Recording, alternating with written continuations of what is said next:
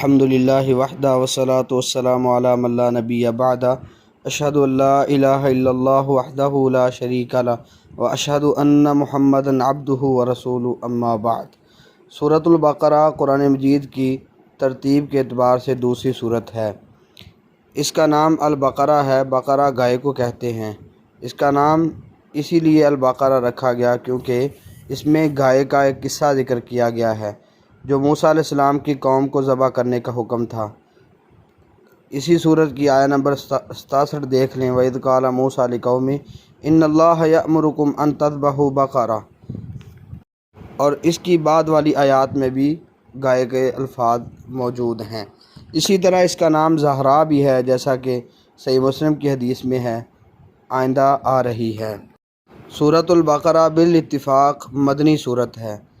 مکی اور مدنی صورتوں کے بارے میں درست قاعدہ یہی ہے کہ جو ہجرت سے پہلے نازل ہوئی ہیں وہ مکی ہیں، اور جو ہجرت کے بعد میں نازل ہونے والی ہیں وہ مدنی صورتیں ہیں، چاہے وہ کسی بھی جگہ پہ اتری ہوں۔ سیدہ عائشہ رضی اللہ تعالی عنہا بیان کرتی ہیں، صحیح بخاری کی حدیث ہے 4993 نمبر، وما نزل سورۃ البقرہ والنساء الا وانا عندہ، کہ سورہ بقرہ اور نساء اس وقت اتری تھی جب میں نبی کریم صلی اللہ علیہ وسلم کے ساتھ تھی، آپ کے پاس موجود تھی۔ اس کا آغاز ہجرت کے پہلے سالوں میں ہی ہو گیا تھا، لیکن آہستہ آہستہ نازل ہوتی ہوتی آخری آیت واتقوا یوما ترجعون فیہ الی اللہ، سورۃ البقرہ آیت نمبر 281 ہے، یہ سب سے آخر میں نازل ہوئی ہے۔ اس سورت کے کئی ایک فضائل صحیح احادیث سے ثابت ہیں، چند ایک ملاحظہ فرمائیں۔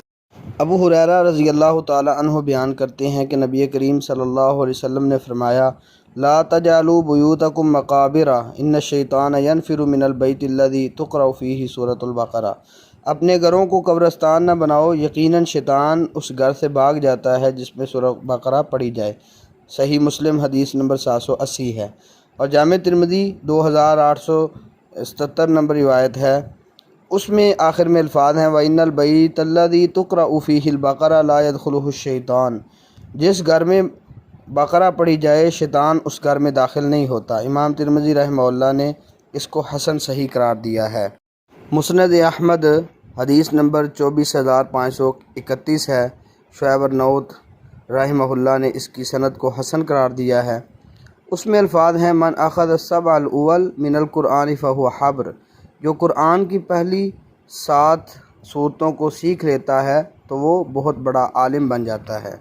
سنن دارمی کے اندر حسن سند کے ساتھ ابن مسعود رضی اللہ تعالیٰ عنہ کا قول ہے جو حکماً مرفوع ہے انشاءاللہ۔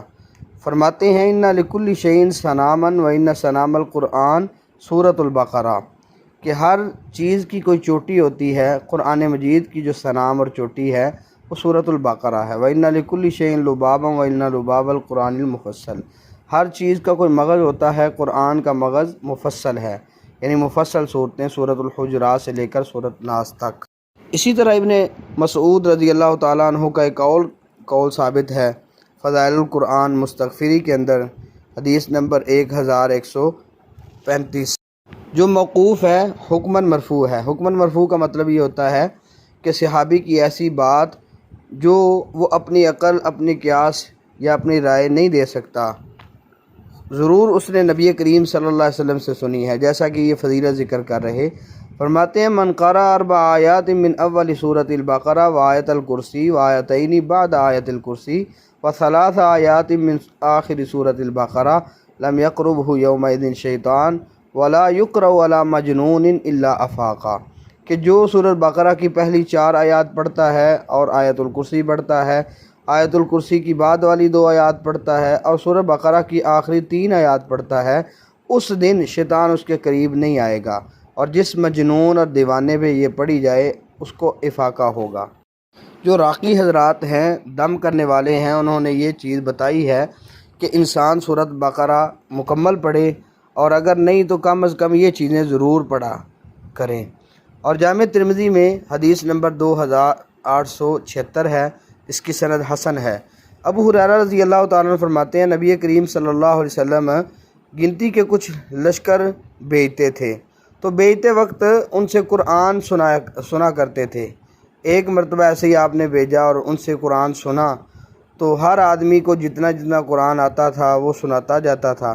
ایک نو عمر آدمی یعنی نوجوان ہی تھا، اس کی باری آئی تو نبی کریم صلی اللہ علیہ وسلم نے اس سے پوچھا ما معک یا فلان، تیرے پاس کیا ہے اے فلاں؟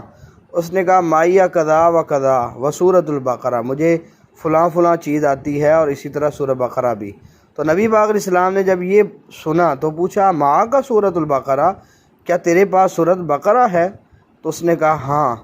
تو نبی کریم صلی اللہ علیہ وسلم نے فرمایا فاذهب فانت امیرہم، تو چلا جا، تو ان کا امیر ہے۔ تو یہ روایت امام ترمذی رحمہ اللہ کہتے ہیں حسن ہے، یہ حدیث حسن ہے۔ اس طرح کی اور بھی نبی کریم صلی اللہ علیہ وسلم کی احادیث ملتی ہیں۔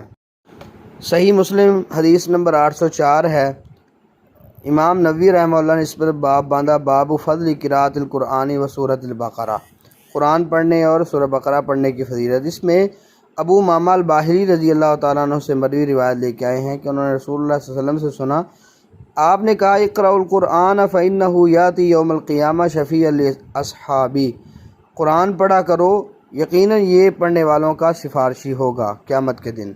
پھر فرمایا اقرأوا الزہراوین، دو زہرا پڑھو، روشن چیزیں پڑھو، البقرہ و سورۃ آل عمران فإنہما یاتیان یوم القیامہ، یہ قیامت کے دن آئیں گی گویا کہ دو بادل ہوتے ہیں یا صاحبان یا ایک سیدھ میں چلتے ہوئے پرندوں کی دو دھاریں ہوتی ہیں، تو یہ پڑھنے والوں کی طرف سے دفاع کریں گی، حجت پیش کریں گی۔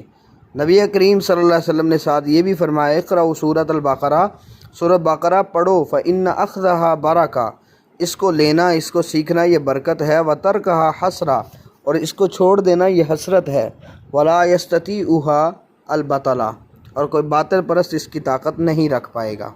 اس سے مراد مطلقاً باطل پرست اور جادوگر بھی ہو سکتے ہیں۔ اسی طرح اس سے اگلی حدیث صحیح مسلم کی ہی 805 نمبر، اس میں نواس ابن سمعان رضی اللہ تعالیٰ عنہ بیان کرتے ہیں کہ میں نے نبی کریم صلی اللہ علیہ وسلم کو فرماتے ہوئے سنا، آپ نے کہا یوتا بالقرآن یوم القیامہ واہلہ الذین کانوا یعملون بہ، قرآن اور جو اس کے عمل کرنے والے ہیں، اس پر عمل کرنے والے ہیں، ان کو قیامت کے دن لایا جائے گا، تقدمہ سورۃ البقرہ و آل عمران، اور ان کے آگے آگے بقرہ اور آل عمران ہوگی۔ اس کی انفرادی فضیلتیں بھی آتی ہیں، مثال کے طور پہ آیت الکرسی کی الگ سے فضیلت ہے، آخری آیات کی الگ سے فضیلت ہے، انشاءاللہ وہ اپنے مقام پہ بیان ہوں گی۔ اللہ تعالی ہمیں قرآن سیکھنے والا بنائے اور سورۃ بقرہ کے اندر جو فوائد ہیں ان کو سمیٹنے کی توفیق عطا فرمائے۔ السلام علیکم۔